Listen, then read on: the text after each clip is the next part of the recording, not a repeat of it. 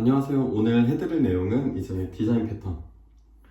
이제 코드를 어디에 배치할까? 그래서 런타임 시점에는 오브젝트끼리 어떤 식으로 결합할까? 합성시킬까에 대한 내용이죠.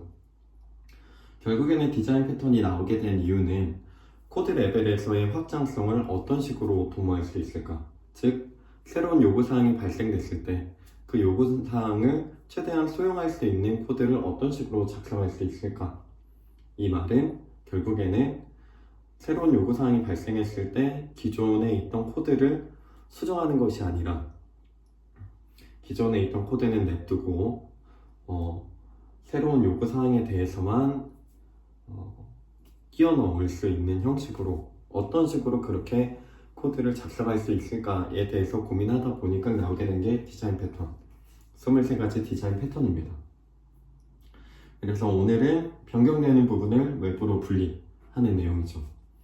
변경되는 부분을 외부로 분리하는 내용에는 8가지가 있는데 그 이전 시간에는 저희가 이터레이터 패턴과 스트라이터즈 패턴 그리고 템플릿 메서드 패턴 3가지를 다뤘죠. 오늘은 브릿지, 스테이트, 비지터 패턴에 대해서 얘기해 보려고 합니다. 브릿지 패턴 같은 경우는 기능과 구현을 분리를 시킨 것이고요. 그리고 스테이트 패턴 같은 경우는 코드 내부에서 if else 문, 분기문이 덕칠되는 경우에 그 각각을 스테이트 타입으로 정의를 해서 그 if 문, 분기문이 덕칠되는 부분을 개선시키는 방법이고요. 그리고 비지터는 이제 데이터 구조, 그 데이터 구조와 처리를 분리한 형식이죠. 어떻게 보면 솔리드 원칙 중에 SRP 원칙을 좀 충족시키는 코드라고 볼 수 있죠. 일단 브릿지 패턴에 대해서 먼저 보겠습니다. 브릿지 패턴은 말씀드렸다시피 기능과 구현을 타입 단위로, 클래스 단위로 분리를 한 거죠. 그래서 이쪽 부분에서는 기능 계층을 구성을 하는 것이고 이쪽 부분은 구현 계층을 구성을 하는 것이죠. 그 이유가 이제 클래스 간의 관계가 좀 깊어지거나 그러면은 그 특정 기능을 확장해야 되는 경우가 있고 아니면은 특정 구현부 진짜 간단한 예로 어떤 알고리즘이라고 얘기를 했을 때 그 특정 문제를 풀어가는 알고리즘이 여러 개가 생길 수 있으니까 그 각각을 분리를 해놓은 거죠.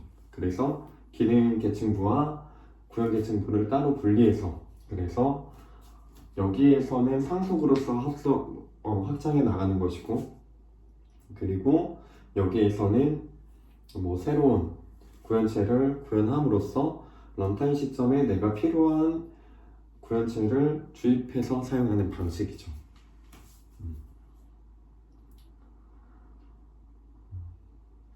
여기에서 그 브릿지 패턴 같은 경우는 템플릿 메서드와 스트레이터즈 패턴과 매우 유사하죠.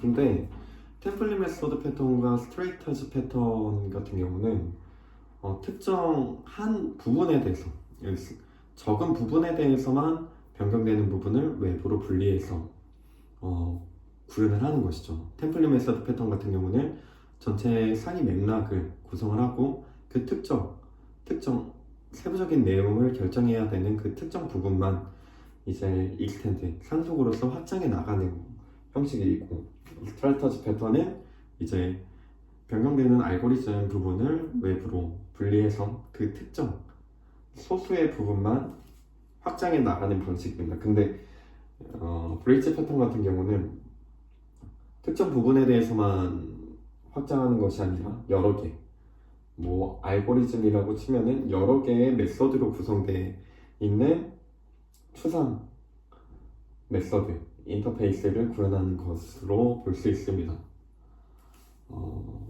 그리고 그 다음에는 스테이트 패턴인데 스테이트 패턴은 상태를 타입으로 분리해서 활용하는 것이죠.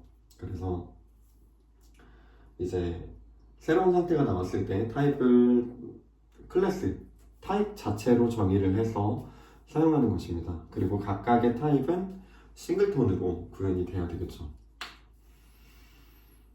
그러니까 스테이트 패턴이 왜 나왔는지 고민을 해보면 결국에는 코드 내부적으로 if else문이 덕칠되는 그런 부분이 있지 않습니까? 그런 부분을 if else문으로 계속 쓰는 것이 아니라 구현체를 그 각각의 상태를 타입으로서 정의를 하고 새로운 타입이 나왔을 때 그 새로운 타입만 정의해서 사용하는 방식인 것이죠. 저 같은 경우는 예전에 타입스크립트로 숫자 연구 게임을 구현한 적이 있었는데 거기에서 스테이트 패턴을 썼습니다.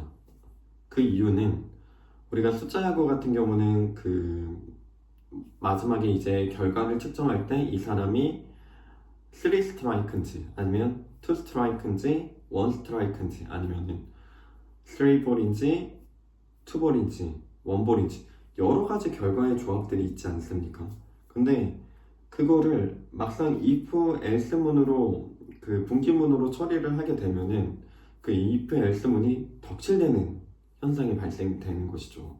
하지만 숫자 야구 게임에서 만약에 룰이 변경이 돼서 이제 3 스트라이크 아웃이 아니라 4 스트라이크, 5 스트라이크 그런 식으로 새로운 요구사항이 발생을 했을 때 이 부분을 계속 추가를 해야 되니까 확장이 매우 떨어지는 코드죠.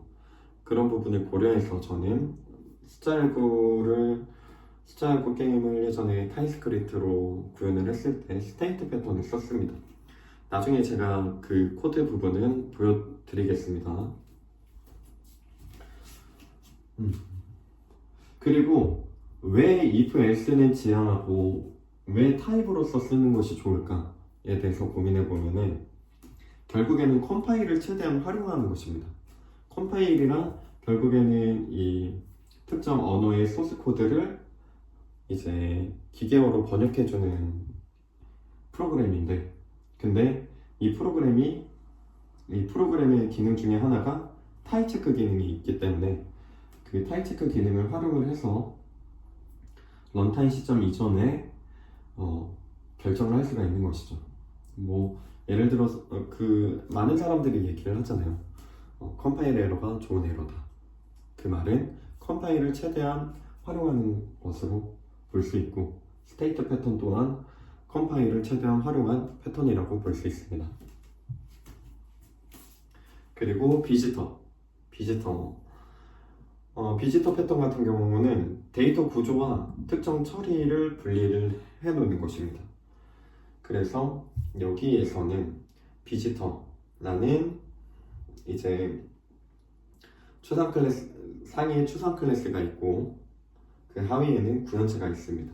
그래서 여기는 주로 템플릿 메서드 패턴으로 구현을 하고 상속으로서 확장해 나가는 것이죠. 그리고 여기에서는 데이터 집합인데 여기에서 컴포즈 패턴이 적용이 되는데, 컴포즈 패턴이란 그룹과 내용이 있을 때 그 그룹과 내용을 동일시 취급해서 재규적인 구조를 형성함으로써 뭔가 확장에 뛰어난 구조를 만들 수 있는 패턴이죠.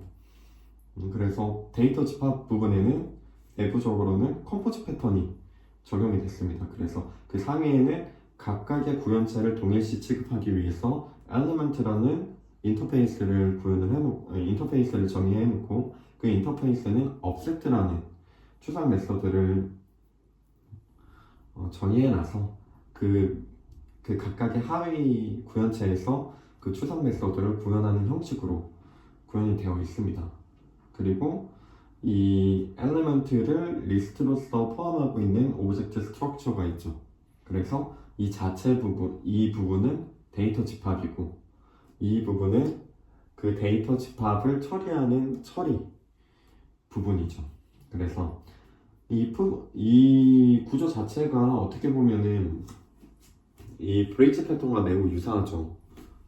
브릿지 패턴 같은 경우는 기능과 구현을 분리를 한 것이고, 기능과 구현을 이렇게 분리를 한 것이고, 비지터 패턴은 처리 작업과 데이터 집합 자체를 분리를 해서, 그래서 좀 더 각 역할에 집중하는 구조로서 확장해 나갈 수 있는 부분이죠. 그리고 비지터 패턴 같은 경우는 코드가 매우 재밌게 구현이 됐는데 뭐 자바 나중에 제가 그 코드로 구현하는 부분을 보여드리겠습니다. 근데 비지터 패턴이 코드를 어떤 식으로 구현했는지 한번 찾아보시면은 자바로 그 엘리먼트 억셉트해서 비지터를 넣고 그 비지터에는 비지터 메서드에서 엘리먼트를 넣는 식으로 더블 패치 형식으로 처리가 되거든요. 그 부분은 한번 찾아보시면 좋을 것 같습니다. 제가 나중에 이거 다 끝내고 나서 뭐 자바나 코틀린이나 어떤 언어든지 간에 뭔가 패턴을 실습할 시간이 있으면 제가 한번 쭉 보여드리겠습니다. 그래서 오늘 한 내용에 대해서 간단하게 정리를 해보면은